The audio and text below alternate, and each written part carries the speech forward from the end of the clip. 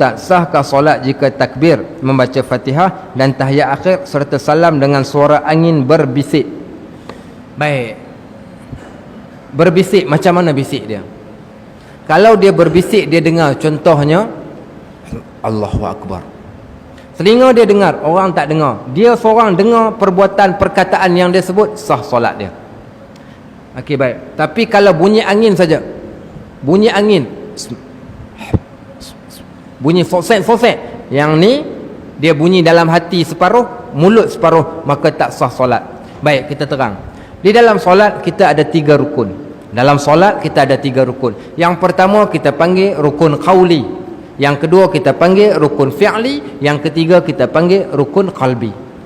Rukun qauli ini yang wajib disebut, tak sebut tak sah solat, dan mesti disebut dengan jahar, satu persatu, dengan tajwidnya, dengan makhrajnya mesti betul dan tak boleh disebut suka-suka. Tempat yang rukun qauli, tempat yang pertama ketika menyebut Allahu Akbar, lafaz takbiratul ihram. Lafaznya bukan angkat tangan, yang ni sunat. Angkat tangan sunat, menyebut Allahu Akbar hukumnya adalah rukun. Satu masjid di Melaka jadi kecoh solat Jumaat. Selesai solat Jumaat, tiba-tiba ada orang iqamat solat dekat belakang, Allahu Akbar, asyhadu an la ilaha illallah. Tiba-tiba 20 orang, 30 orang bangun solat Zuhur 4 rakaat. Datang Jumaat sekali lagi, jadi macam tu balik. Akhirnya orang pelik, orang tanya kenapa? Orang yang mengimamkan solat Zuhur 4 rakaat, bila ditanya, dia kata solat Jumaat kami tak sah pada hari ni. Pasal apa jadi tak sah? Sebab Tok Imam. Apa yang Tok Imam buat? Tok Imam ketika takbiratul ihram tak dengar sebutan takbiratul ihramnya, kami hanya mendengar Allah Akbar, tak ada. Betul, tak sah solat. Bila tak sah solat imam, maka sama juga dengan makmum. Sekiranya makmum mengetahui, makmum tak sah juga batal solat. Tapi kalau makmum tidak mengetahui, maka imam menanggung makmum tu tadi. Tak pasal-pasal. So kita dengar dia hanya menyebut kalimah Allah Akbar, dia sebut dalam hati ke Allahu a'lam, tapi tak ada siapa pun yang dengar. Tak boleh, sebab dia rukun qauli pada lafaz Allahu Akbar. Tu yang pertama. Yang kedua adalah ketika mana bacaan Al-Fatihah termasuk Bismillahirrahmanirrahim.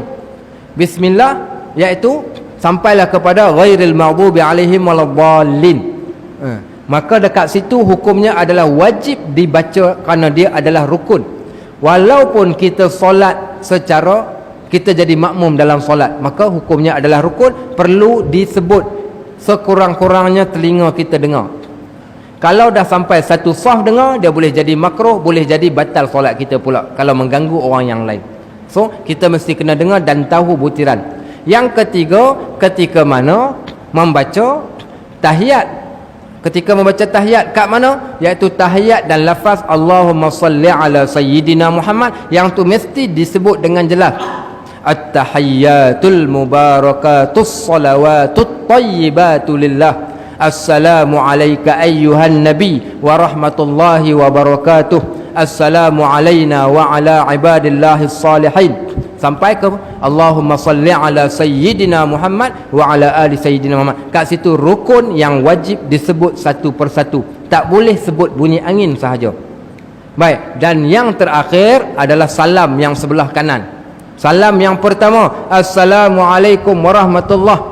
Ucapan salam tak toleh pun tak apa, ucapan salam itu adalah rukun. Dia tak sebut rukun tu kalau bunyi angin ataupun tak sebut langsung, tak sah solat dia, dan solat dia batal, dia perlu diulang balik solat.